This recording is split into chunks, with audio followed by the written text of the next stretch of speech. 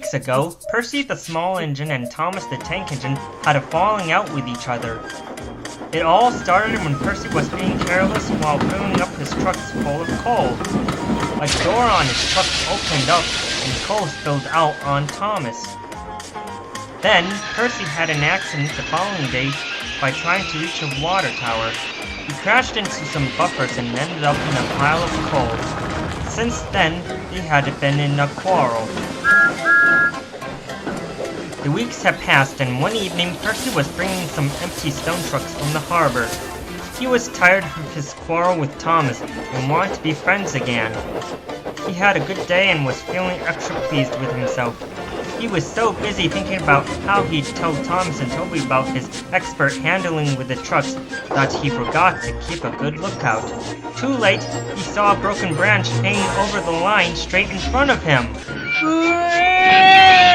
He groaned. He tried to stop, but his branch wouldn't hold him.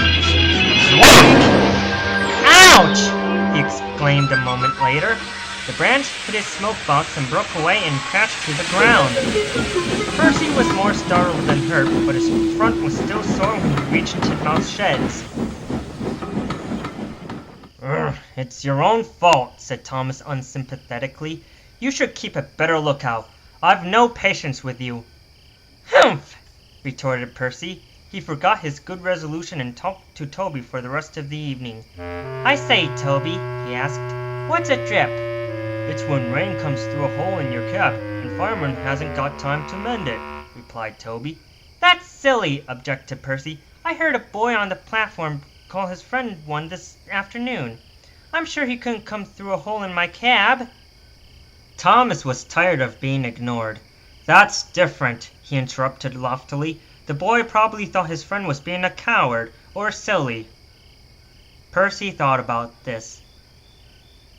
So he suggested reflectively, if you stopped me from doing something nice, would you be a drip, Thomas? You're the drip, answered Thomas crossly. Now go to sleep like a sensible engine. Percy was offended.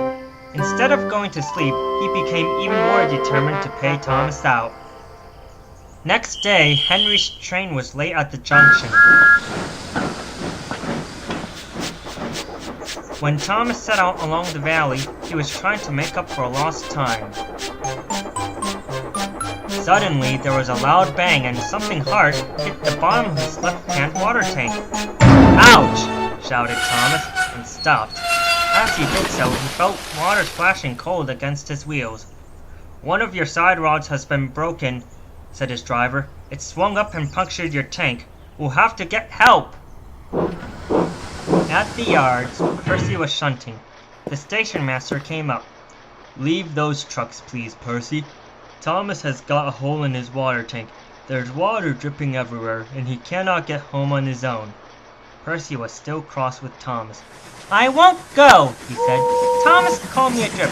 Let him jolly well stay there and drip himself. But what about Annie and Clarabelle and the passengers?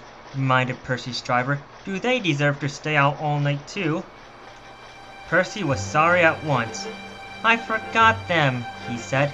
We must go rescue them in case they turn into drips too.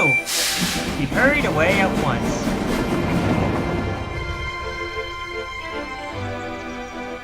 He found Thomas near the river. Everyone was so glad to see him, and the passengers thanked him for coming.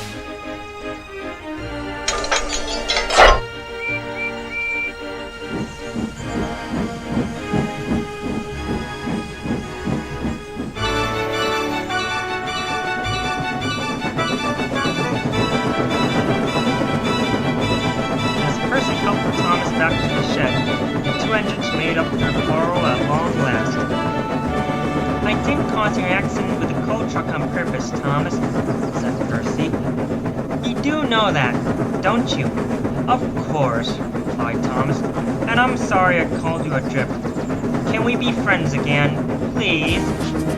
Percy was delighted to agree, and the two engines were glad to be best friends once again.